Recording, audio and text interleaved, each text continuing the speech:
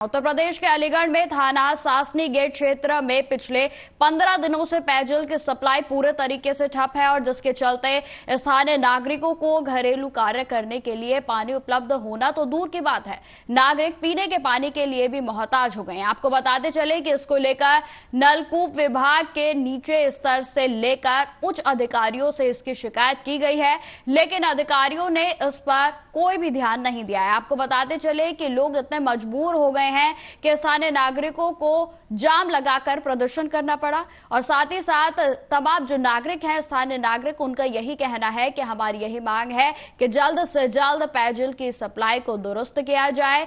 वहीं आपको यह भी बताते चले कि पिछले दिनों नलकूप की लाइट 2 फेज हो गई थी और जिसके चलते यह परेशानी उत्पन्न हुई और इस शिकायत को लेकर विद्युत विभाग के अधिकारियों को सूचित किया गया था और जिसके बाद विद्युत सप्लाई दुरुस्त होने पर पेयजल व्यवस्था को सुचारू रूप से करे जाने का आश्वासन जो है वो लगातार अधिकारियों के द्वारा दिया गया है। तो आपको बता दें कि अलीगढ़ में लगातार जल समस्या जो है वो बनी हुई है।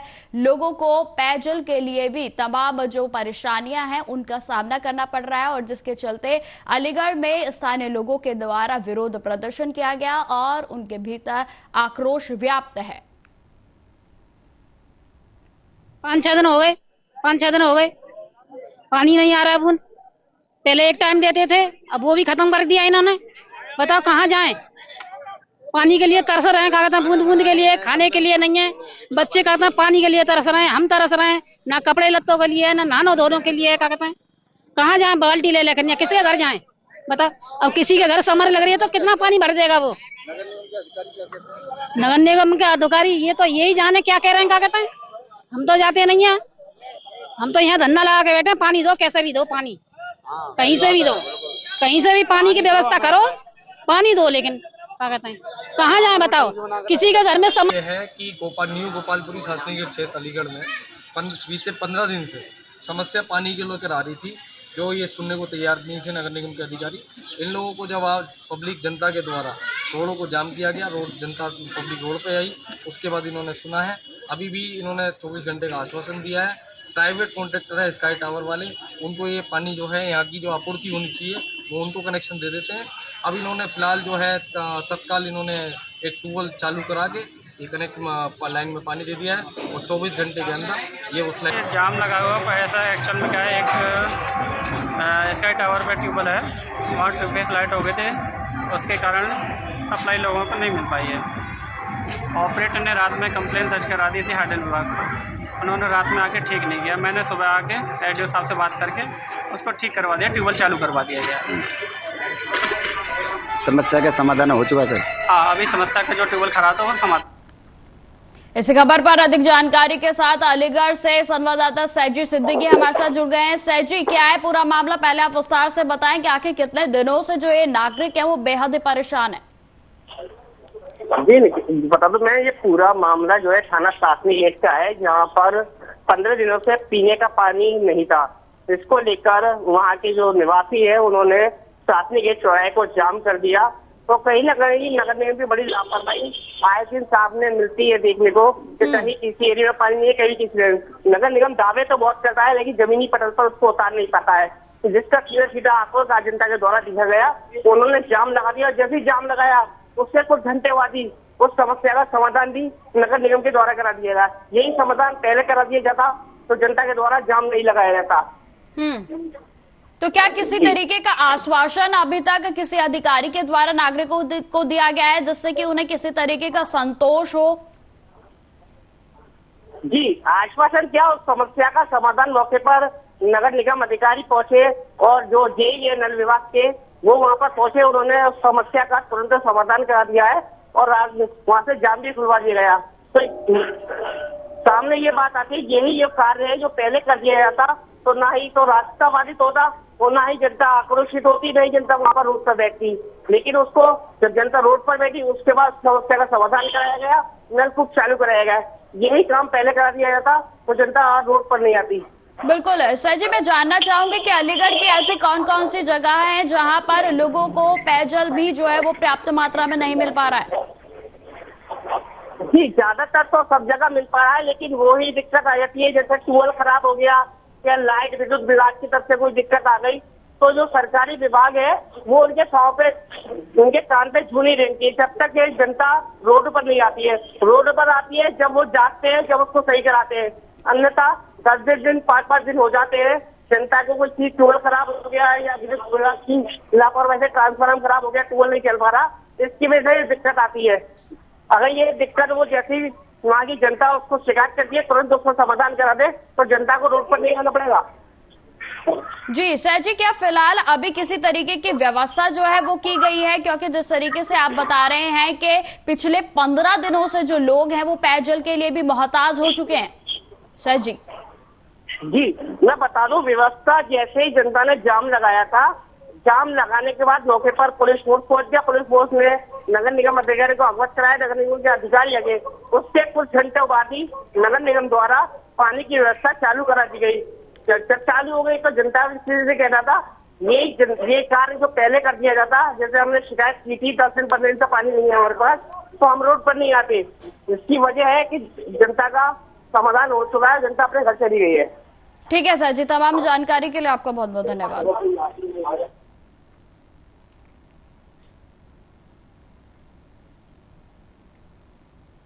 खबरों में आगे बढ़ते हैं। पहाड़ों पर हो रही लगातार बारिश से उत्तर प्रदेश के लखीमपुर खीरी में शारदा, घाघरा, मोहाना नदियां उफान पर हैं और ऐसे में जिले के सैकड़ों गांव जो है वो पूरे तरीके से बाढ़ के पानी से ग्रस्त हो गए हैं। आपको बताते चले कि कई गांवों में बाढ़ का पानी भर गया है, तो वहीं फूलबेहड़ थाना क्षेत्र में बाढ़ से बेबसी की ऐसी निर्मम तस्वीरें सामने आई हैं जिन्हें देखकर आप भी जो है पूरे तरीके से गमहीन हो जाएंगे, आपको झकझोर कर रख देंगे। जी हाँ, आपको दिखा रहे हैं ये तस्वीरें जो हम वो दरअसल बसा गांव निवासी बुजुर्ग राम स्वरूप की बीमारी के चलते मौत हो गई। आपको बताते चले कि घर और गांव में बाढ़ का पानी घिर जाने की वजह से उनका अंतिम संस्कार तक उनके घर में नहीं हो सका।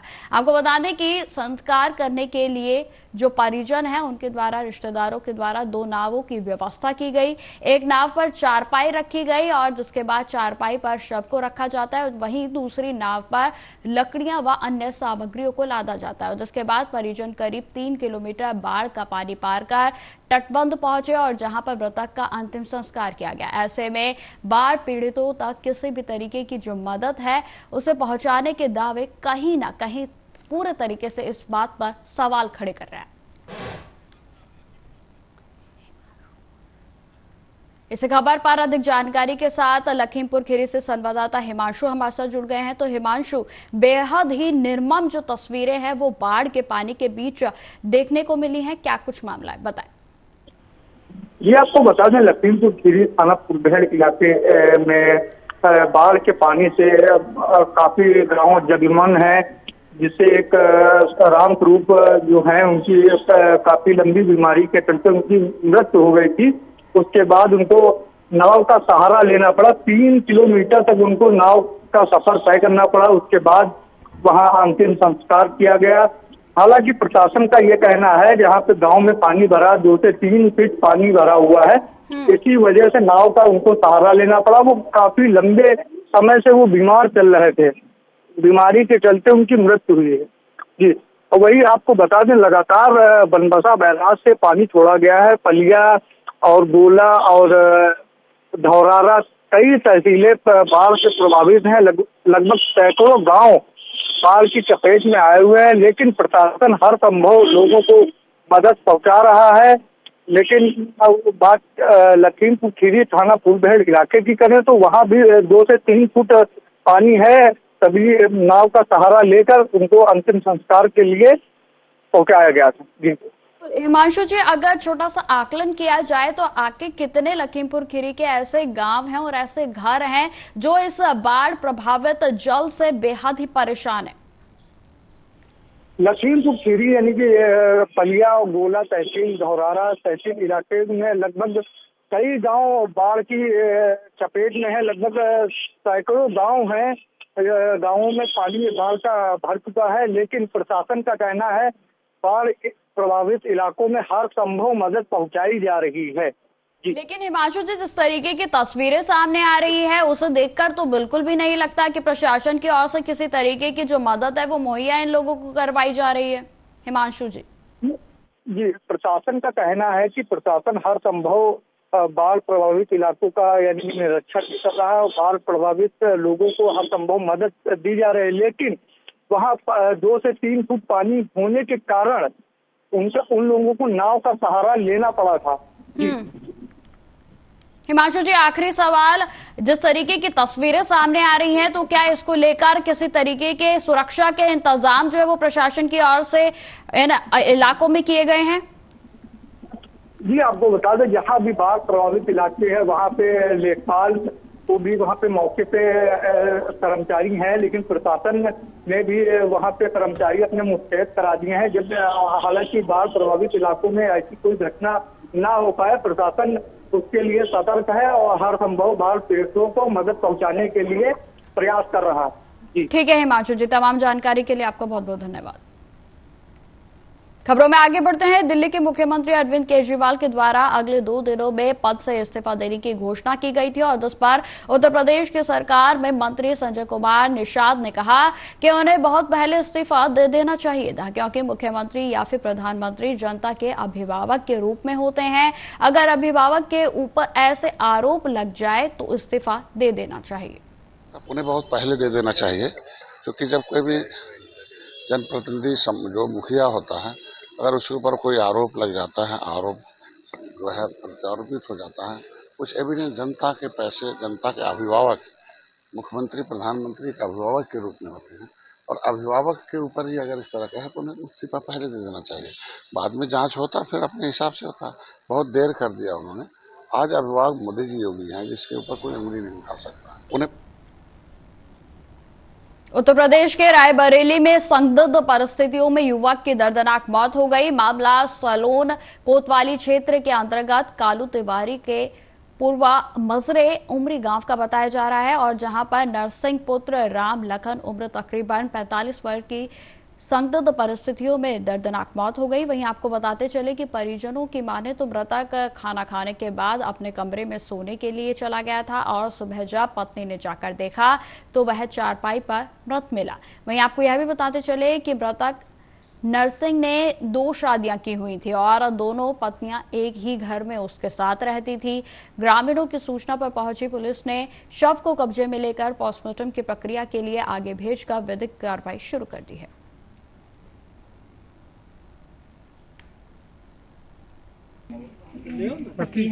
क्या हुआ था? सर क्या हुआ था हमको जानकारी इसमें नहीं है और जब सुबह हुई तो सुबह हमको जानकारी हुई। कब की घटना है? सर कागज हम लाइटिंग जा रहे थे तो इनकी लाश पड़ी थी, रो रहे थे तो हम लौट के आए तो अपने मम्मी से बताया तो बुआ लोग के बुला के लेके आई सब लोग। अच्छा, तो उनके फिर हम हमारे भाई और एक लोग और बुआ हैं, तीनों लोग गए तो उनकी लाश खटिया पर लाके करे, टूटी वाली खटिया पर रही थी तो नीक वाली खटिया पर करे। सर क्या चाहती हैं आप लोग? सर हम लोग कागज हमारे लोग की जान को खतरा है। अच्छा, किसी के साथ है क्या? किसको मारा है? सर कागज इनके यहाँ लड़ाई होती थी, बहुत लोग आते थे। इसी खबर पर अधिक जानकारी के साथ रायबरेली से हमारे साथ संवाददाता ओमशंकर शुक्ला जी जुड़ गए हैं। तो ओमशंकर शुक्ला जी, संदिग्ध परिस्थितियों में युवक की दर्दनाक मौत हो गई है, क्या कुछ जानकारी सामने आ रही है? जी बिल्कुल, ये सलवन थाना क्षेत्र के अंतर्गत जो है एक उमरी गांव पड़ता है, उसी का पूर्वा था। वहाँ पर नरसिंह यादव नाम का आदमी रहता था और ये खाना खाने के बाद अपने कमरे में सोने के चला गया, लेकिन सुबह वो जो है चारपाई पर जो है मृत अवस्था में मिला।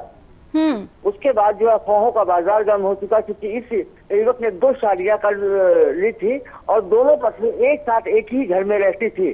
तो ग्रामीणों को कुछ संदेह हुआ है। उसके बाद जो है उन्होंने पुलिस को सूचना दी। हालांकि पुलिस ने शव को कब्जे में लेकर पोस्टमार्टम के लिए भेज दिया और पोस्टमार्टम रिपोर्ट आने का इंतजार कर रही है। ओमशंकर शुक्ला जी, जिस तरीके से मौत हुई है तो आखिर किस तरीके से इस युवक की दर्दनाक मौत हो गई? क्योंकि देखिए, इसमें किसी तरीके का अभी तक जो जानकारी आपने मुझे दी है उसके अनुसार तो कोई आत्महत्या जो है वो लगती हुई नजर नहीं आ रही है। जी बिल्कुल, एक संदिग्ध मौत है और पुलिस भी जो है, क्योंकि जिस तरह से मौत हुई है, एक व्यक्ति आता है अपने परिवार के साथ खाना खाता है, फिर कमरे में सोने जाता है और सुबह वो मृत अवस्था में मिलता है, तो निश्चित एक संदिग्ध मौत है और इसी वजह से पुलिस ने उसकी शव को पोस्टमार्टम के लिए भेजा है और पोस्टमार्टम रिपोर्ट आने का इंतजार कर रही है। जी, परिजनों को क्या कुछ कहना है? क्या कोई आपसी विवाद था या फिर कोई और बात थी जिसके कारण युवक क्या परेशान चल रहा था? ऐसी कोई बात जो है वो बयान या फिर पीड़ितों की ओर से दिया गया? नहीं, दोनों पत्नियां घर में थी, दोनों का कुछ भी बोलने के लिए तैयार नहीं और न कुछ उनको जानकारी है। उनका ये कहना है कि जब हम सुबह कमरे में गए तो ये मृत अवस्था में पड़े। तो ग्रामीणों को लेकिन कुछ संदेह हुआ है और उन्होंने पुलिस को सूचना दी। अब सारी पूरे जो है इस घटनाक्रम से पर्दा पोस्टमार्टम रिपोर्ट आने के बाद ही उठ पाएगा। जी, आखिरी सवाल, पुलिस के द्वारा इस मामले में क्या कुछ कार्रवाई अभी तक की जा चुकी है? पुलिस ने जो है शव को कब्जे में लिया है, पोस्टमार्टम के लिए भेज दिया है और पोस्टमार्टम रिपोर्ट आने का इंतजार कर रही है। ठीक है, ओम शंकर शुक्ला जी, तमाम जानकारी के लिए आपका बहुत बहुत धन्यवाद।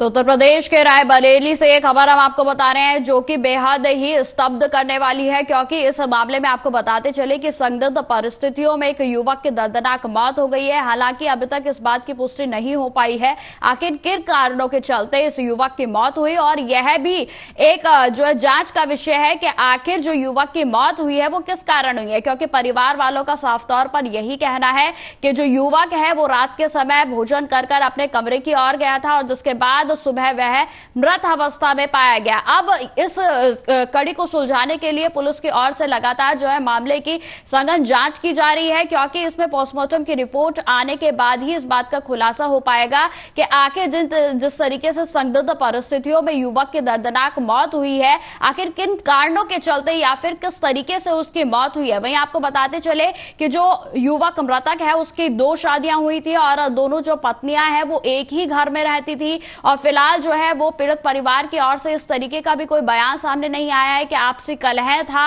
और ये सब जो है इन सब कड़ियों को जोड़ने के बाद अब पुलिस जो है वो पूरे तरीके से असमंजस की स्थिति में है, क्योंकि कहीं ना कहीं जो ये पूरा मामला है वो पेचीदा होता जा रहा है और तमाम जो सबूत हैं उनके सामने आने के बाद ही कहीं ना कहीं खुलासा हो पाएगा कि आखिर किन कारणों के चलते युवक की दर्दनाक मौत हुई और आखिर किस तरीके से युवक की मौत हुई।